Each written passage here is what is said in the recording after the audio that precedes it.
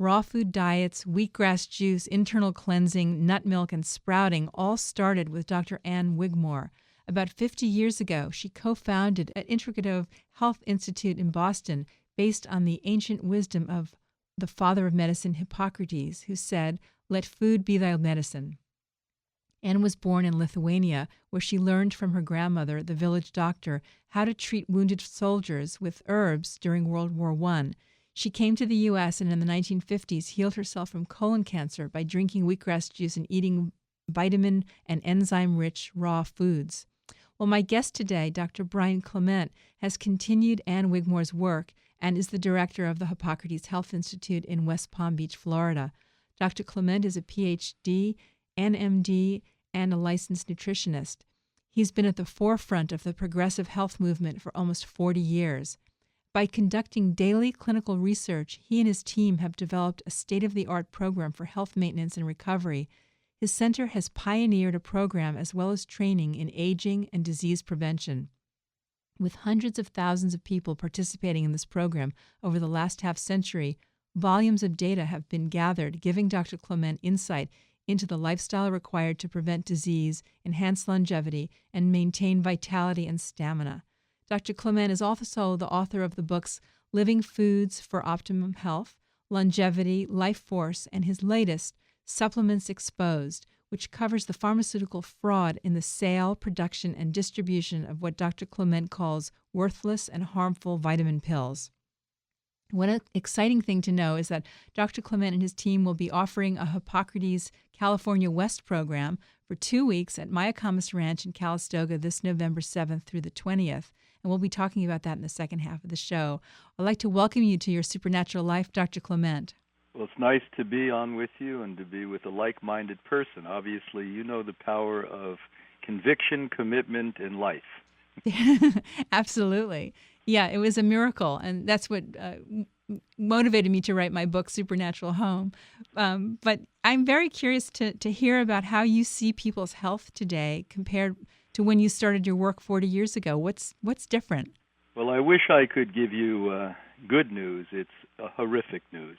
Oh. It was much easier for me to work with people who were catastrophically ill, my age or older, in their 70s and 80s and 90s. And we've had lives, but sadly, now we have catastrophic disease hitting 10-year-olds and 20-year-olds. And per capita in the United States, people 35 and younger literally have more disorders than people 65 and above. That's amazing. Yeah. And 55-year-old people listening and younger, all the youngsters out there today, half of your whole group is going to contract some form of cancer in your life. Things like autism and multiple sclerosis and Parkinson's disease and on it goes. Dementia are skyrocketing. Diabetes is so fast we can't keep up with the statistical growth. At the same end of the question, I can tell you that it's the most promising time in human history.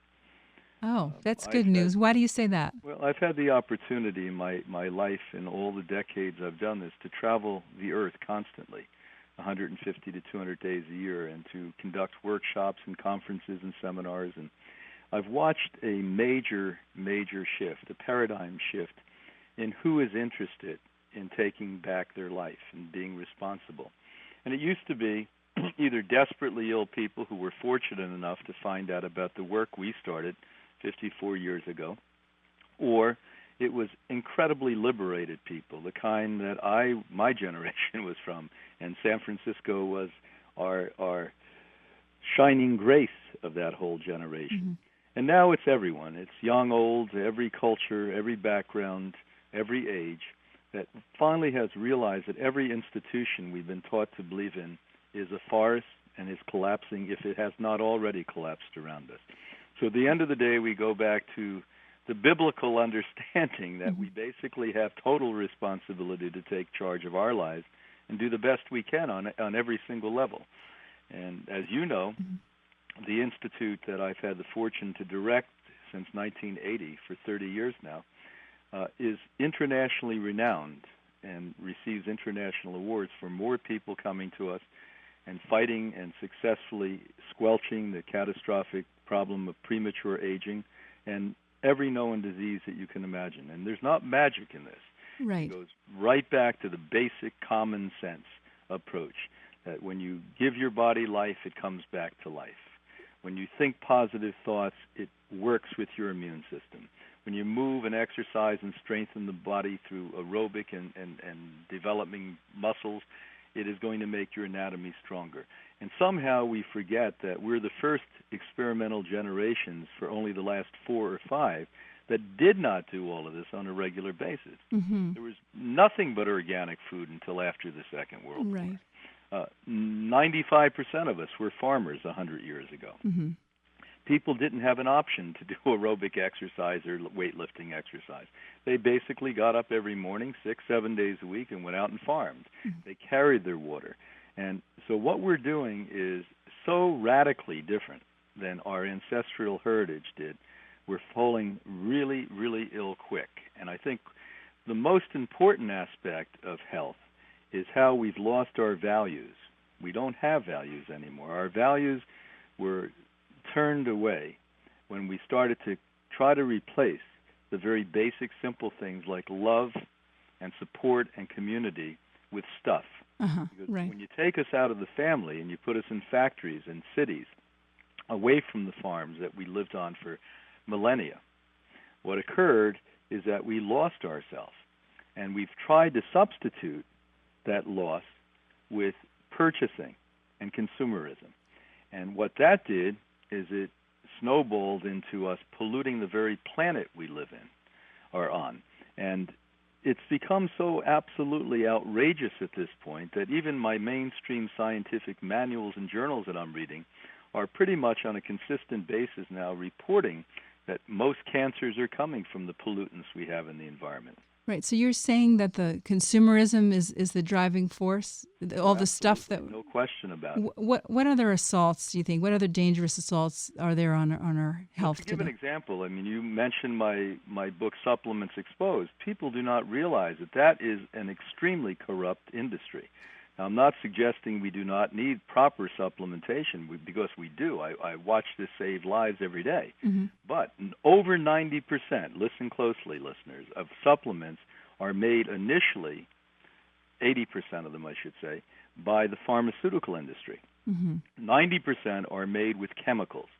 Back when supplements were in the inception stages in the early part of the 20th century, the pharmaceuticals wisely went in and railroaded laws in parliaments and Congress all over the world and basically said to call something natural, it only has to have 10% authentically natural plants in it. So what you see natural on the side means all the ways that it's over 90% chemicals. It's really interesting because it reminds me of what's going on in the personal care products and makeup. Same thing. Yeah. It'll say natural. It could have one drop of essential oil and then 99% of chemicals, synthetic chemicals. So are you saying that 90% or 80 to 90% of, let's say, the vitamins in health food stores are also... Oh, absolutely. To give an example, in the next magazine, our magazine goes to 60 countries around the world, 100,000 people, 4 times a year. And basically, I was up in New York State about a month ago conducting conferences, and the 5 health stores in the area I was in banned advertising that I was there and said, we respect the work Hippocrates has done. We know it saves people's lives.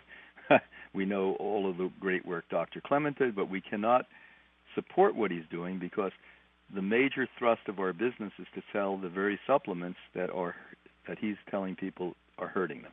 Mm-hmm. Our next book will be out in December. It's called Killer Clothes. Now, people don't even think about this, but man-made fibers are also petrochemicals. Polyesters, nylons, they're made out of oil, people. And study after study shows, and we report this in the book, everything we teach is scientifically substantiated, and it's something that not only did we do the work at Hippocrates, but universities around the world have done the work. As a matter of fact, a lot of the work I talk about in this book, or not a lot, but a part of the work I talk about was done right at Berkeley. Mm-hmm. Now, are you saying that the chemicals, the petrochemicals in our clothes are being absorbed into our bodies? No question. They've shown where polyester dresses and shirts 10 years later are emitting 96% of the same fumes they were the day they were made, and that's after several, up to 1,000 washings. Wow. Now, what about a cotton clothing that's not organic, which is highly sprayed, the pesticides, are those being absorbed as well? They're being absorbed because 25% of the Earth's pesticides are used on cotton growing. I don't know if you know that, but 25% of all the pesticides on the planet are used in cotton growing. But